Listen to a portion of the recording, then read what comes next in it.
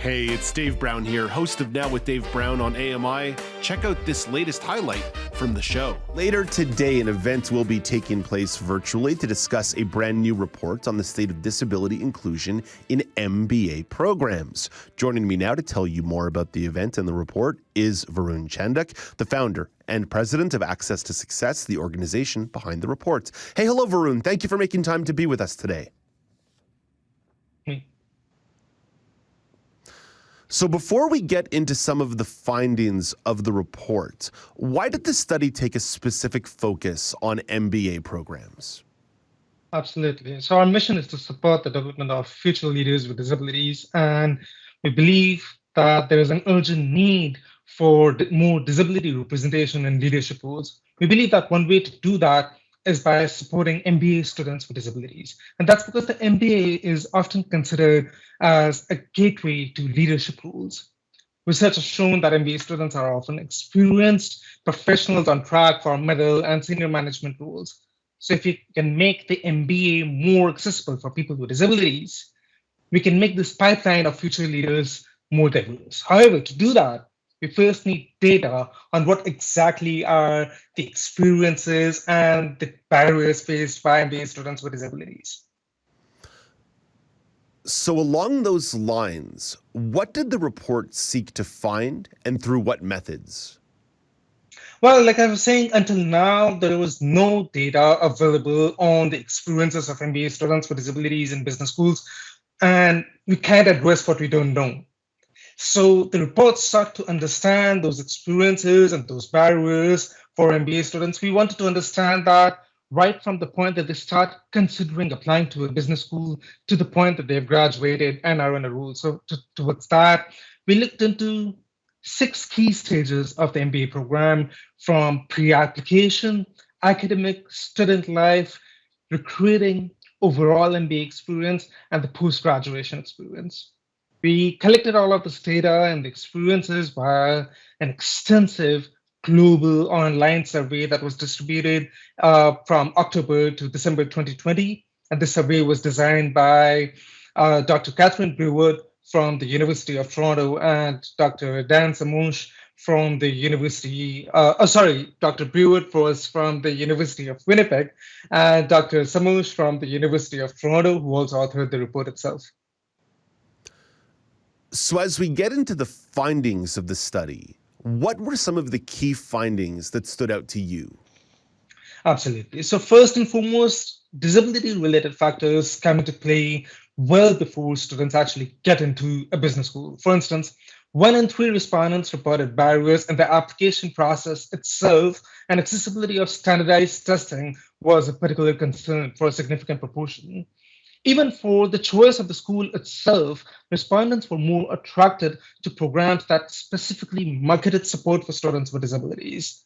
And over half of the respondents didn't actually receive a chance to even disclose their disability.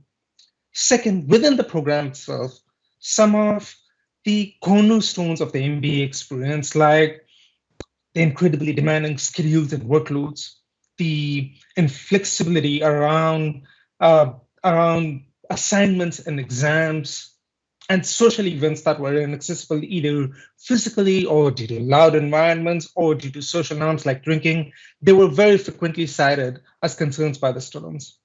And interestingly, the solution to some of these isn't actually all that difficult. The top 25 accommodations that students requested, 15 of them wouldn't actually cost anything to implement. And lastly, the last key finding was that it's actually not all bad news. 2 out of the 3 respondents reported overall being actually satisfied with the overall MBA experience. The truth is, however, that because of the numerous inaccessible situations, the stigma, and having to constantly advocate for themselves and to ask for accommodations, it's almost like a second job for students with disabilities to get to the point where they are overall satisfied. This is a second job that other students don't have. So if we can make the MBA more accessible, it would significantly reduce the burden on students with disabilities. So as you mentioned some of the key findings, the report also includes recommendations, 4 categories of recommendations. So what are those recommendations? So there are 4 categories of recommendations, as you said, including first and foremost, awareness and visibility. Students said that, for instance, professors in a business school can essentially make or break an MBA experience. So they need professors to be aware around disability-related issues. Similarly, as I was saying earlier, students are actually more attracted to programs that proactively advertise and communicate their efforts for students with disabilities, where there are profiles of students with disabilities. So that awareness and visibility is very important. Second, respondents wanted resources. So that would mean campus resource centers, financial support for students with disabilities, mentorship opportunities for students with disabilities. The third category is accommodations itself. And first and foremost, respondents wanted the standardized entrance exams to be more accessible.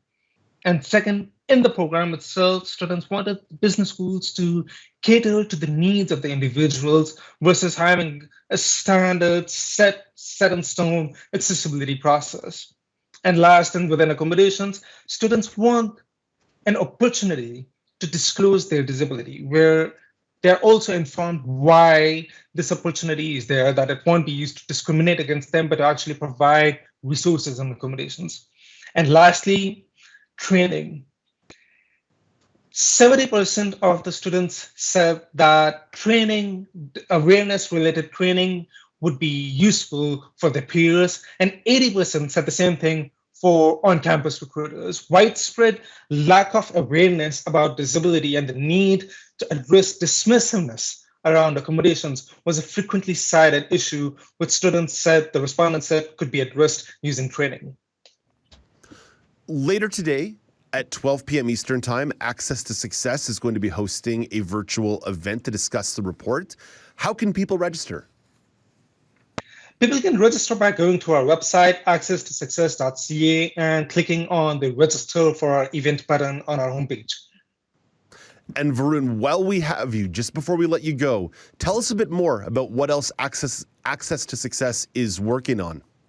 For sure. So we manage the Access to Success Fellowship, which provides up to $90,000 in annual scholarships to MBA students with disabilities at 4 of Canada's top business schools. We also manage the ATS Labs, which is Canada's first accelerator for accessibility, mental health, and aging tech startups. And lastly, we help organizations ranging from small startups to large enterprises become more accessible by inclusive design through the workshops and programming that we provide on inclusive design. To learn more, folks can reach out to us at contact@accesstosuccess.ca or visit our website, accesstosuccess.ca. Hey, Varun, thank you for making time for us today. We're grateful. Thanks so much, Dave. You can find the conversation as well as the event online, as Varun mentioned, accesstosuccess.ca, accesstosuccess.ca.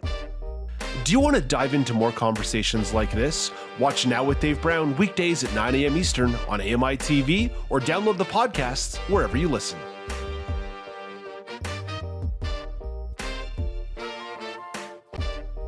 Do you want to dive into more conversations like this? Watch Now with Dave Brown weekdays at 9 a.m. Eastern on AMI TV or download the podcasts wherever you listen.